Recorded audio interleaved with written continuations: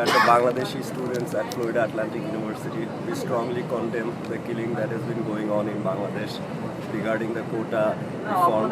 We urge the authorities to please take action and stop making our young brothers and sisters bleed. Thank you.